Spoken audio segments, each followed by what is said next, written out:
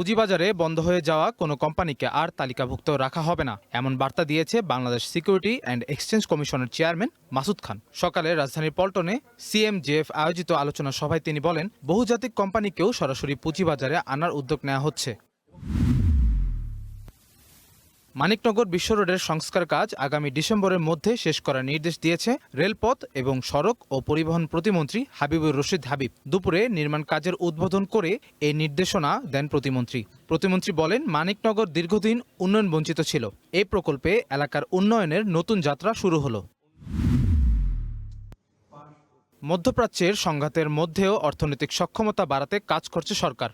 আইসিসির বার্ষিক সাধারণ সভায় প্রধানমন্ত্রীর উপদেষ্টা মাহাদি আমিন বলেন, জ্বালানি খাতে অনিশ্চয়তা কাটিয়ে উৎপাদনশীলতা ধরে রাখতে চায় সরকার। আমদানি নির্ভরতা কমিয়ে স্থানীয় উৎপাদন বাড়ানো, এলডিসি উত্তরণের চ্যালেঞ্জ মোকাবেলা এবং দেশি বিদেশি বিনিয়োগ বাড়ানোর উপর গুরুত্বও দেন তিনি। রাষ্ট্রীয় মালিকানাধীন অলস শিল্প সম্পদকে উৎপাদনমুখী ও কর্মসংস্থান সৃষ্টিকারী সম্পদে রূপান্তর করতে চায় সরকার। তাই বন্ধ শিল্প কারখানায় বেসরকারি বিনিয়োগ আকৃষ্ট করা হচ্ছে, জানিয়েছেন বাণিজ্য, শিল্প এবং বস্ত্র ও পাট মন্ত্রী খন্দকার আব্দুল মুক্তাদির। দুপুরে সচিবালয়ে বন্ধ পাটকল চালুর বিষয়ে চুক্তি সই অনুষ্ঠানে এসব কথা জানান তিনি।